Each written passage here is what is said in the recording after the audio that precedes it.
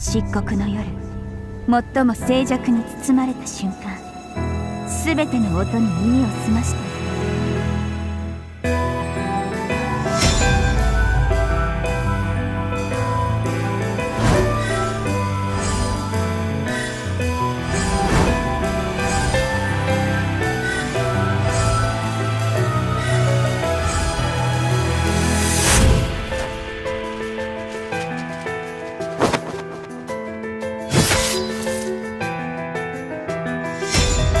これがトラビト族の力。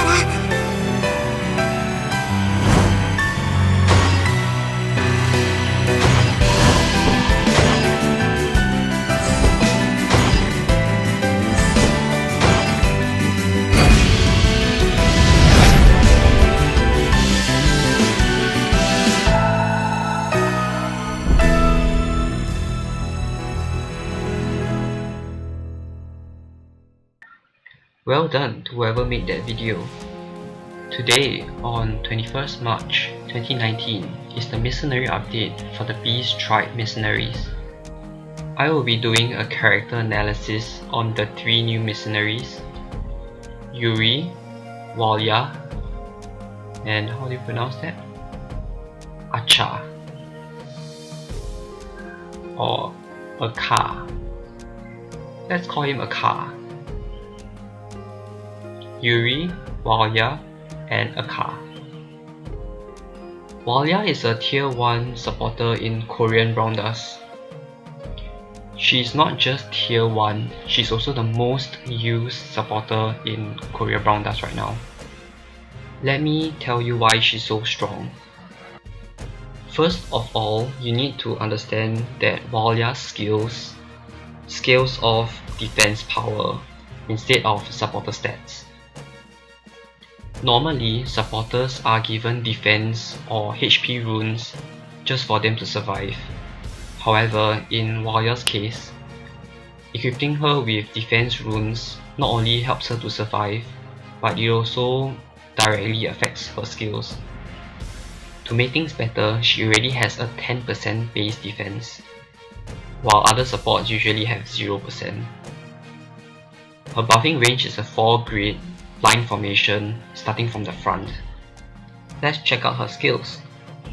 Right off the bat, we can see that she already has her taunt skill. Upon awakening, she will gain a permanent skill that allows her to heal every turn. One of the multipliers of this heal is the number of status buffs that she has. A second skill, Copy Counter, which is also a permanent buff, complements this awakening skill very well.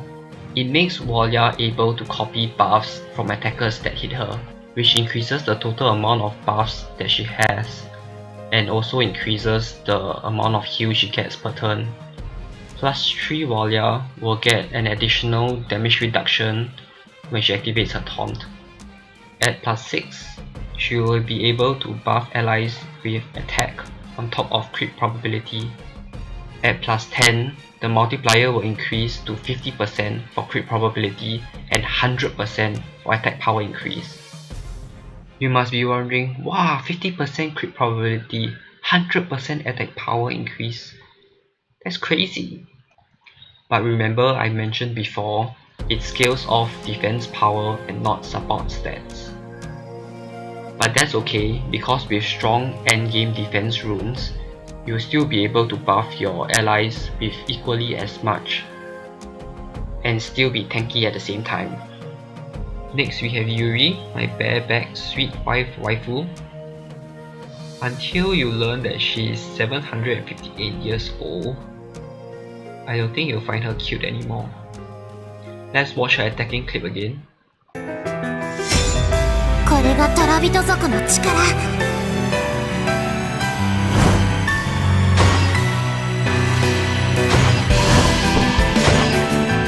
Wow, did you see that tiger animation? And if only she could keep attacking and attacking like that. Browndust should make a character who can strike again whenever he or she kills an opponent or enemy. I think that will be super fun and satisfying to watch if you can pull it off. Anyway, Yuri is a 5 grade cross formation attacker that hits from the front. Looking at her skills, we can see that her kit is mostly debuffs.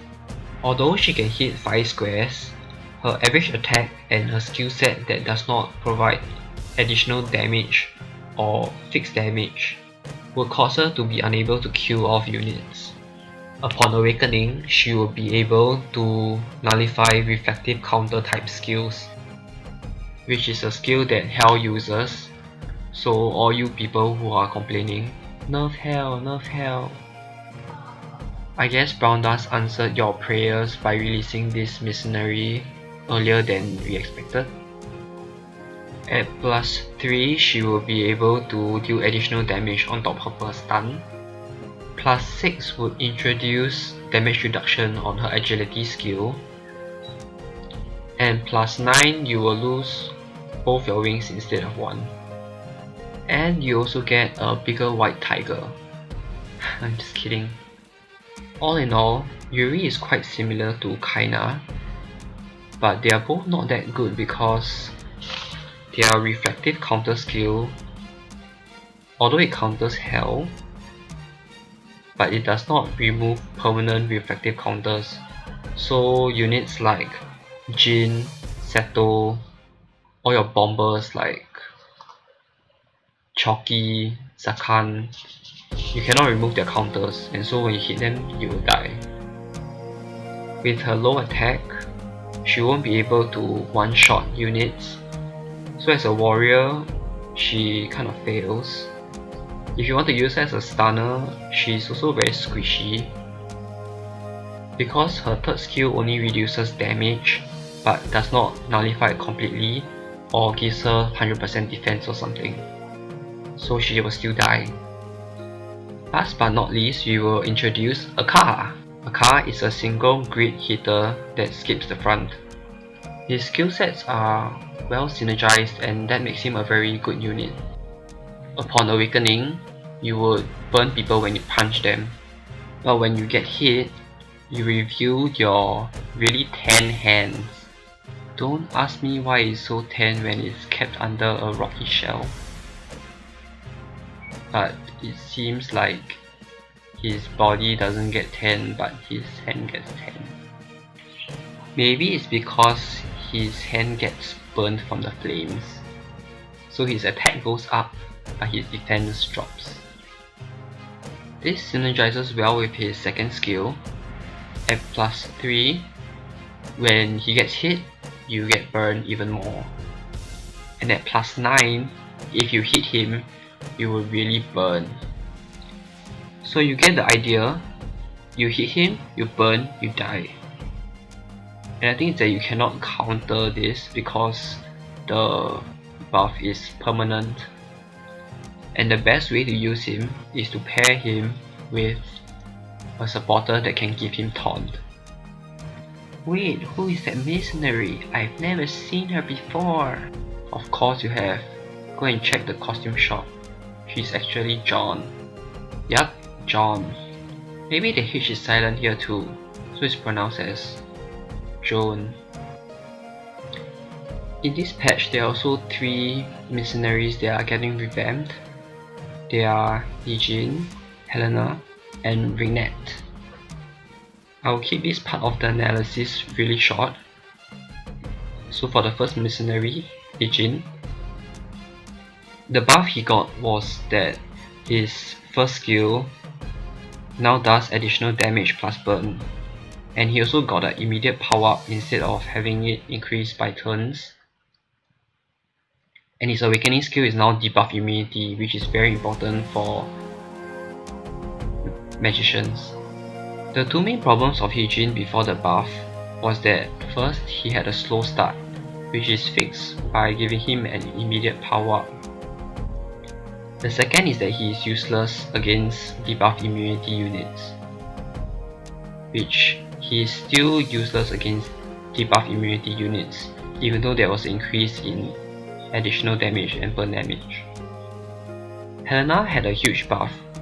First, her HP and agility increased. Also, at maximum skill level, she was able to buff her allies for 30% attack, 20% crit rate, 30% crit damage for 18 turns. That is not yet counting the support stat multiplier. Also, she is also able to give allies charm counter for 24 turns, as well as 6% max HP regeneration for 10 turns. So in terms of stats buff, she buffs her allies as much as a Veronia would do, but for 9 squares at +9. Increasing not only attack capabilities but also defense, such as the charm counter. The only downside is that she is unable to provide any form of immunity, such as attack interference immunity, stacks weakening immunity, as well as total debuff immunity. For Renette, her buff is that her stun time was increased from 6 turns to 12 turns. And I think she is also able to hit 2 squares instead of 1 now. For Novice Arena, she's definitely a very strong unit to build if you're looking for an attacker. These formations are selected because 1. There are very few octos, so if you are a free to play player or a small dolphin, you can aim to build these teams. Secondly, most of the units are already available in our servers, so it will be much more relevant than if I plug in, say, a formation that has all the new and latest units and you don't really know what they do, so it's quite a misrepresentation of what a proper arena formation should be like. That's all I have for you today. All the best for your summons and have a happy day.